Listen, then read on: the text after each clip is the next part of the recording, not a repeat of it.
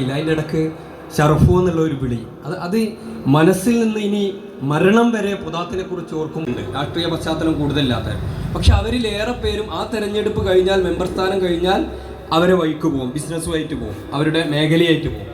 പക്ഷേ അല്ലെങ്കിൽ ഇതുമായിട്ട് മറ്റു പല രീതിയിലേക്കും സജീവമല്ലാതെ പോകും, ബിസിനസ്സും ഇതും കൊണ്ടു നടക്കും. പക്ഷെ ഈ മനുഷ്യൻ കഴിഞ്ഞ 30 വർഷവും പാർട്ടി അദ്ദേഹത്തിന് അംഗീകാരം നൽകിയത് മുതൽ പിന്നെ അദ്ദേഹം സ്വന്തത്തിന് വേണ്ടിയും കുടുംബത്തിന് വേണ്ടിയും ജീവിച്ചിട്ടില്ല. ഇവിടെ പറഞ്ഞ ആലങ്കാരിക പ്രയോഗമല്ല. കുഞ്ഞാലിക്കുട്ടി സാഹിബിൻ്റെ ഒരു വിവാദ കാലത്തുള്ള പൂവാട്ടുപറമ്പിൽ ഒരു സ്വീകരണ സമ്മേളനമുണ്ട്. അതിനുവേണ്ടി പൂവാട്ടുപറമ്പിൽ വലിയ ഒരു ആവേശം ഞങ്ങളൊക്കെ ഉണ്ടായി കുഞ്ഞാലിക്കുട്ടി സാഹിബിനെ കിട്ടുമ്പോൾ. അപ്പോൾ നാടൊട്ടുക്കും ഞങ്ങൾ അതിൻ്റെ പോസ്റ്റർ ബൈക്കിൽ പല ഭാഗത്തും പോയി ഒട്ടിച്ച് വരിക.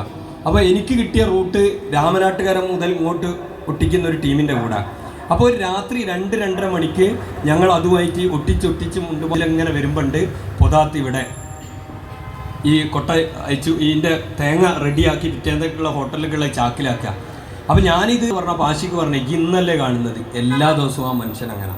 കാരണം എന്നും ഇങ്ങനെ ഓട്ടം, പാർട്ടിക്ക് വേണ്ടി പകല് ഫുൾ ഓട്ടം. ഞങ്ങൾ തമാശയായി പറയാറുണ്ട്, എന്തെങ്കിലും പഞ്ചായത്തിൻ്റെ ചടങ്ങ് ശരിക്കും പൊതാത്തിനൊന്ന് നിശ്ചയമുണ്ടോ? അങ്ങനെ ആയിരുന്നു പൊതാത്ത് നിശ്ചയം, കണ്ണൂക്കാണ്ട്. ഞാൻ പൊതാത്ത് ജീവിച്ചിരിക്കുമ്പോൾ പല സുഹൃത്തുക്കളോടും പറഞ്ഞ ഒരു സംഭവമുണ്ട്.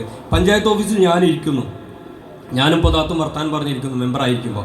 പൂവാട്ടുപറമ്പിൽ ഏതോ ഒരു മരണത്തിൻ്റെ 40 പറയാനിട്ടം എന്നെ ക്ഷണിക്കാൻ വന്നതാണ്. അപ്പോൾ എന്നെ ക്ഷണിക്കാൻ മാത്രം വന്നതാണ്.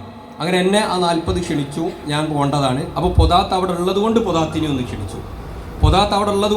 അപ്പോൾ പൊതാത്തിനും അറിയാം പൊതാത്തിനെ ക്ഷണിക്കാൻ വന്നാൽ എന്നെ ക്ഷണിക്കാൻ വന്നാൽ കണ്ടപ്പോൾ ക്ഷണിച്ചാൽ. പക്ഷെ ആ 40 ഞാനെന്തോ തിരക്ക് മൂലം എത്തിയിട്ടുണ്ടാവില്ല, അല്ലെങ്കിൽ ചിലപ്പോൾ ഭക്ഷണം കഴിക്കാൻ നേരത്തേക്കും എത്തിയിട്ടുണ്ടാവുക. പക്ഷെ പൊതാത്ത് ആ ക്ഷണം സ്വീകരിച്ച് അവിടെ തുടങ്ങുന്നത് മുതൽ പിരിച്ചു വിടുന്നത് വരെ ഉണ്ടാവും. അത് ഞാൻ വെറുതെ പറയല്ല, നിങ്ങൾക്കറിയാം.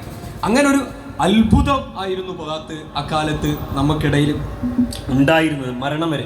അതുകൊണ്ടാണ് സാറത്താത നമ്മുടെ മാങ്കാവിൽ പൊതാത്ത് ആദ്യ ചികിത്സ ഒക്കെ കഴിഞ്ഞ് മാങ്കാവിൽ മോളെടുത്ത് വിശ്രമിക്കുന്ന സമയത്ത് ഞാനും സലീം യാസറൊക്കെ അവിടെ ചെന്ന് സംസാരിക്കും. ഞാൻ സാർത്താത്തിനോട് പൊതാത്ത് കേൾക്ക പറഞ്ഞു, നിങ്ങളാണ് ഇനി ശ്രദ്ധിക്കേണ്ടത്. കായ്ക്ക് പുറത്തിറങ്ങിയ ആൾ വന്ന് കൊണ്ടുപോകും, പക്ഷേ നിങ്ങൾ കണിശമായിട്ട് തടഞ്ഞോളി, ഇനി ഇത് വേണ്ട, അങ്ങനെ വിടണ്ട, ഇല്ല ഞാൻ പ്രശ്നമെന്നൊക്കെ പറഞ്ഞു.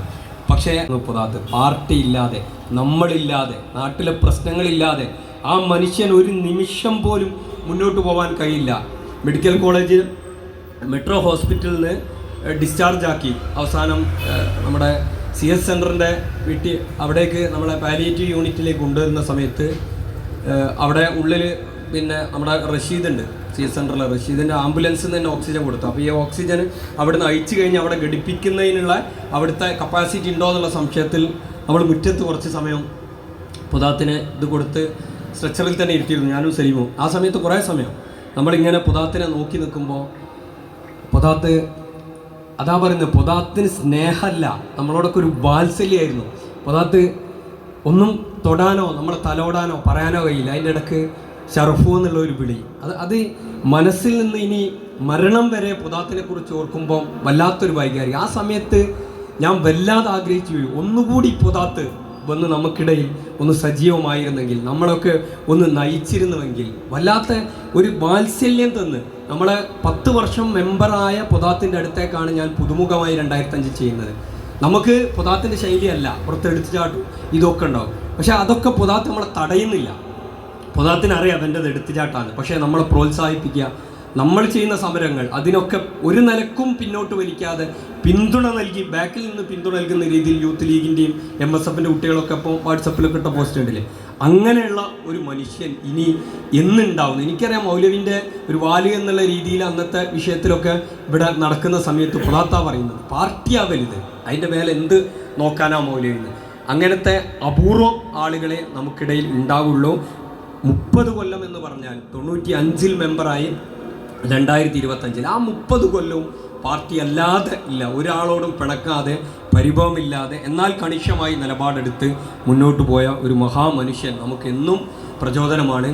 ഇനി നമുക്ക് ഇന്നലെ ഹബീബ് എന്നെ ഫോൺ വിളിച്ചപ്പം പൊതാത്തിൻ്റെ നമ്പർ നിന്നാണ്, പൊതാത്ത് നിന്ന് ഫോണിൽ അടിക്കുന്ന സമയത്ത് നമുക്കത് ഫോൺ എടുക്കാൻ തന്നെ വിറച്ചു പോകുന്നത്. ഇനി ആരെ വിളിക്കുക, ഒരു ഇഷ്യൂ ഉള്ള സമയത്ത്, ഒരു പ്രശ്നമുള്ള സമയത്ത്, ഒരു സംഘർഷമുള്ള സമയത്ത്. കുറ്റിക്കാട്ടൂരിലെ പോലെ സമാനമായ മുസ്ലിം സമുദായത്തിലെ തർക്കമുള്ള സ്ഥലത്തെല്ലാം പാർട്ടി ക്ഷയിച്ച് തുന്നം പാടിപ്പോയിട്ടുണ്ട്. പക്ഷെ കുറ്റിക്കാട്ടൂരിൽ അതിരൂക്ഷമായ തർക്കം വിട്ടുവീഴ്ചയില്ലാത്ത തർക്കമുള്ളപ്പോഴും പാർട്ടിക്കൊരു ചെറു പോറൽ പോലും ഏറ്റിട്ടില്ല. ചെറു ഇലക്ഷനിൽ ഒരു ചെറു ക്ഷീണവും ഏറ്റിട്ടില്ല. അതിനൊക്കെ പൊതാത്തിൻ്റെ പങ്ക് വലുതാണ്. പുതിയ തലമുറ, ഇനിയുള്ള നേതാക്കൾ ആലോചിക്കണം. ഇനി നിങ്ങൾ തർക്കം കൂടുമ്പോൾ ഇടയിൽ പാർട്ടിക്ക് പോറലേൽക്കാതെ പിടിച്ചു നിർത്താൻ പൊതാത്ത് നമ്മോടൊപ്പമില്ല. ആ മനുഷ്യൻ നമ്മോടൊപ്പമില്ല.